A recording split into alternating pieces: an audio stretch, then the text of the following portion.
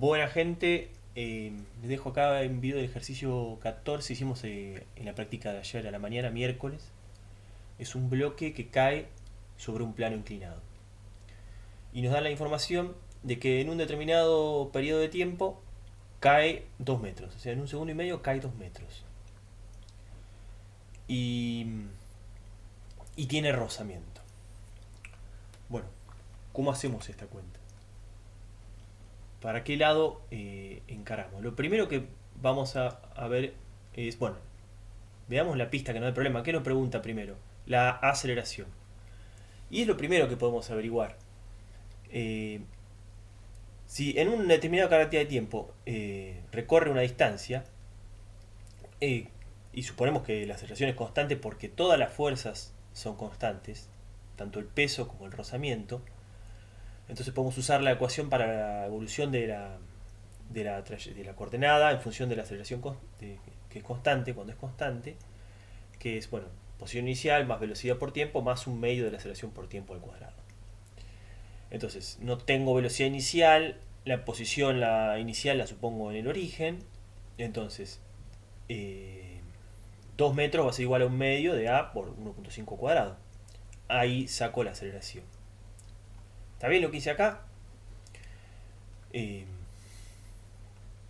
Distancia, tiempo. ¿Quién vincula distancia y tiempo y aceleración? Bueno, esta ecuación.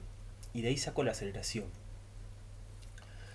Una vez que conozco la aceleración, vamos a la segunda pregunta, ¿no? El coeficiente de fricción cinética entre el bloque y el plano. Bueno, el coeficiente de fricción cinética, para eso tengo que saber cuánto es la fuerza de roce, ¿no? Entonces ya ahora tengo que empezar a descomponer fuerzas y ver eh,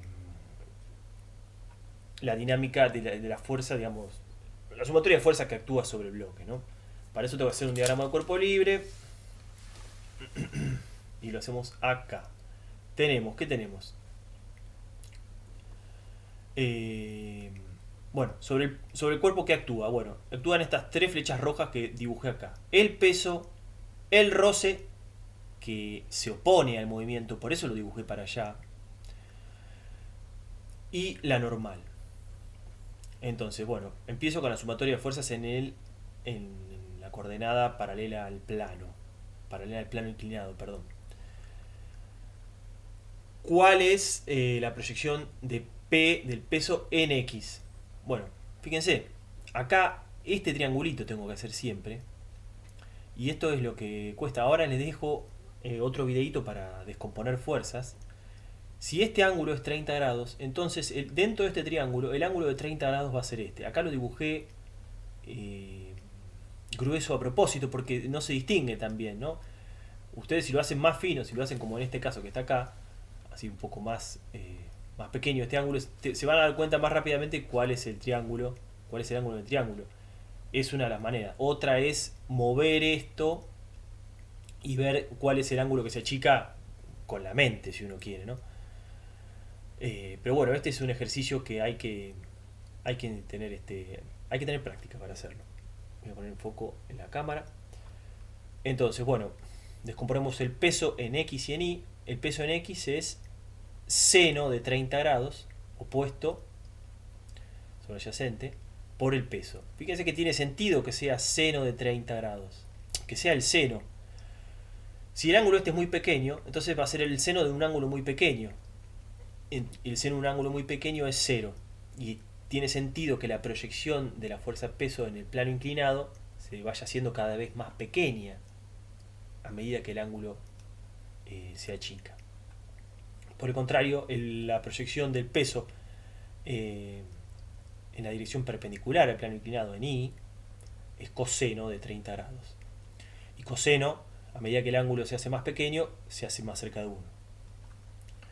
Bueno, entonces esto es un medio de P y coseno de 30 grados es raíz de 3 sobre 2P.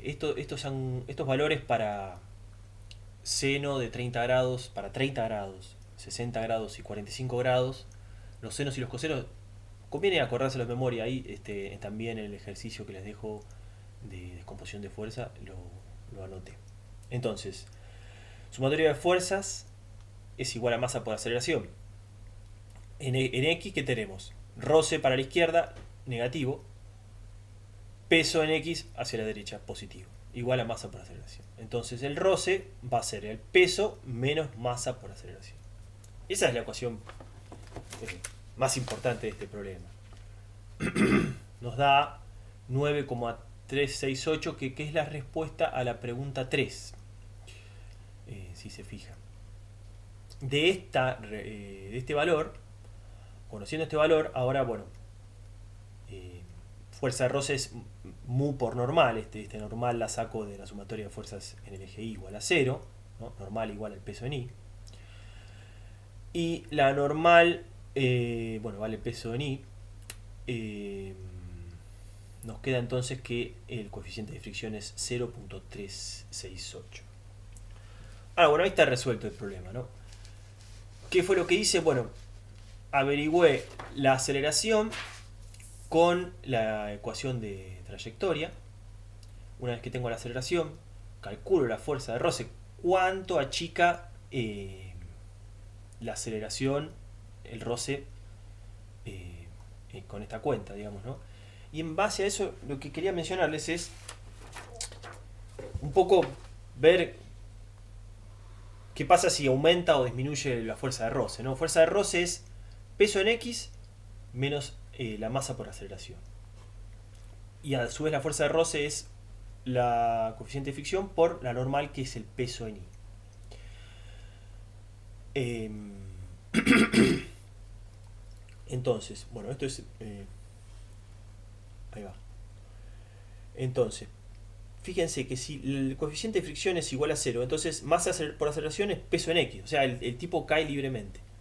Pero si la aceleración es 0, que está quieto, entonces el coeficiente de fricción es aquel mínimo coeficiente de fricción que alcanza para compensar la proyección del peso en X. Si quieren, como que está bueno ver eso, qué pasa si uno mueve algún parámetro del problema, qué está ocurriendo, ¿no? ¿Y qué pasaría si el coeficiente de fricción fuese más grande que esto? Bueno, la fuerza de roce no sería mu por normal, sería más pequeño que mu por normal. Acuérdense que en el caso de estático, la fuerza de roce máxima es mu por normal, pero puede ser menor. Así que ahí estamos con el 14.